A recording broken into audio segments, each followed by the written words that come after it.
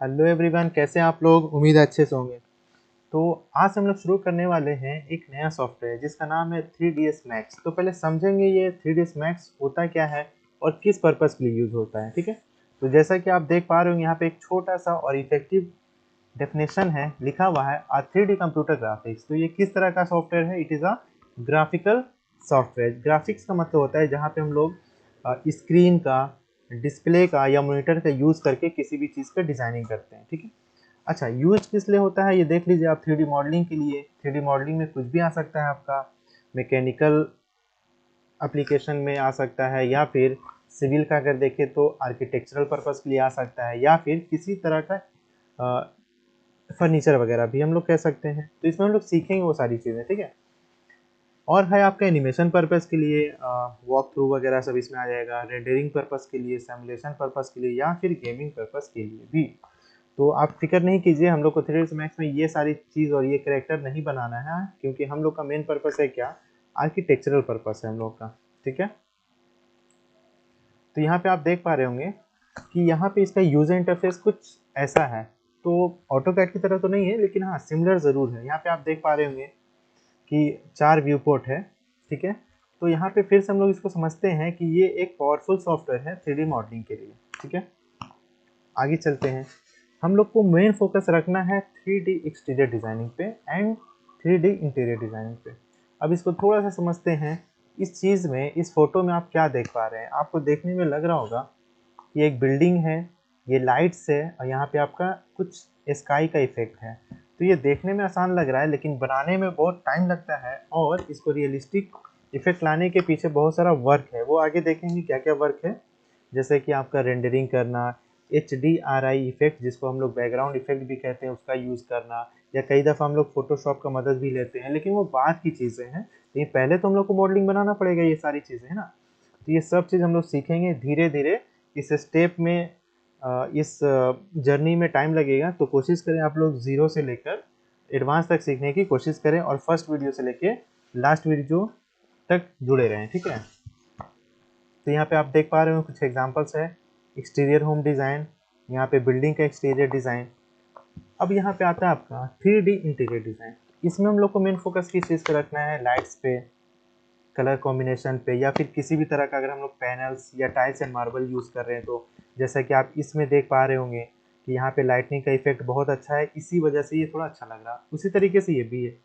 तो इसका मतलब ये हुआ कि 3D इंटीरियर पे जो हम लोग पढ़ाई करेंगे अच्छे से, स्टेप बाय स्टेप, तो उसमें हम लोग को ज़्यादा फोकस रखना है लाइट इफेक्ट पे, लाइट के पैरामीटर पे। अच्छा, कैमरा व्यू भी इंपॉर्टेंट होता है। मान लीजिए आप बहुत मेहनत से आपने काम किया है और अच्छे से कैमरा का सेटअप या फिर कैमरा व्यू नहीं सेट कर पाए, तो फिर कहीं ना कहीं वो आपके लिए दिक्कत देगा, है ना। तो हम लोग सीखेंगे इंटीरियर डिज़ाइनिंग में भी कि किस तरीके से कैमरा का सेटअप किया जाता है, इवन किस तरीके से लाइट का इफेक्ट, लाइट का पैरामीटर, कब उसको डिम रखना है, कब उसका येलो लाइट रहेगा, या कब उसका किलोवाट रहेगा। ठीक है, तो ये सारी चीज़ें हम लोग को पढ़ना है और देखना है किसमें? 3D इंटीरियर में। नेक्स्ट है आपका की फीचर्स। तो की फीचर का मतलब है कि ये क्या क्या कर सकता है। जैसा कि हमने पहले ही बोला, 3D मॉडलिंग के लिए यूज़ होता है। कुछ टूल्स हैं जो हम लोग को पढ़ना है। जैसे कैड में हम लोगों ने पढ़ा था drawing tool bar, modification tool bar, तो उसी तरीके से इसमें भी हम लोग को पढ़ाई करनी है।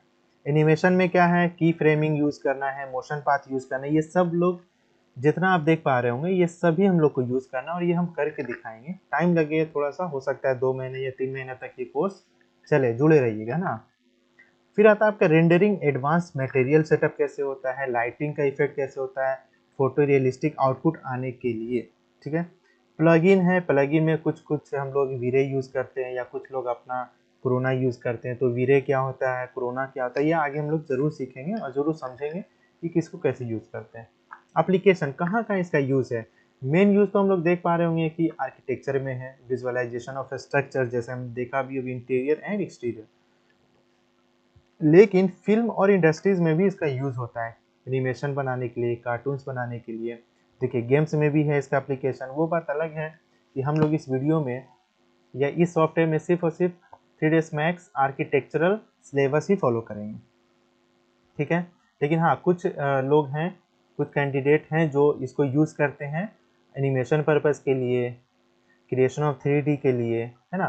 तो उसका पढ़ाई अलग होता है, उसका मे भी 1 साल से ज़्यादा हो। हम लोग का तो पढ़ाई 3 से 4 महीने का ही रहेगा।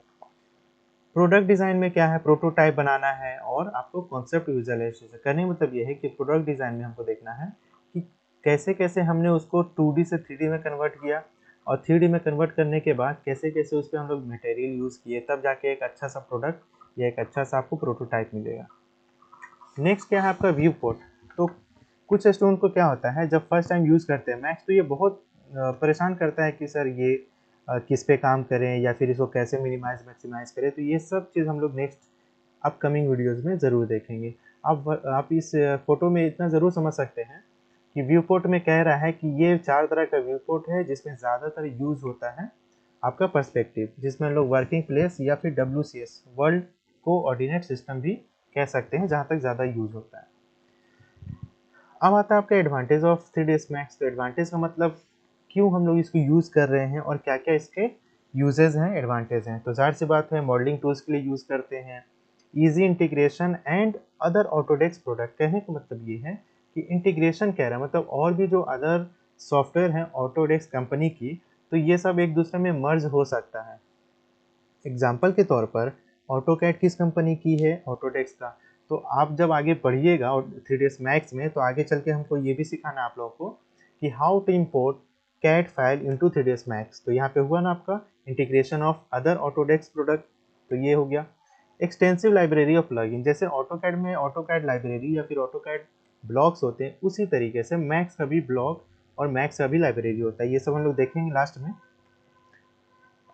चलिए आगे बढ़ते हैं। अब आता है लिमिटेशन। कुछ थोड़ा सा इसका लिमिटेशन कहिए या फिर छोटा सा एक डिमेरिट कहिए। डिमेरिट ये है कि आपको मैक्स अच्छा से यूज़ करना है अच्छे से, तो उसके लिए आपको हाई सिस्टम रिक्वायरमेंट चाहिए। हाई सिस्टम रिक्वायरमेंट का मतलब मिनिमम कम से कम 4 GB तो होना ही चाहिए आपके पास रैम, और 4 से अगर ज़्यादा होता है, जैसे 8 GB रैम या 16 GB रैम, तो ये और भी बेहतर है। क्यों?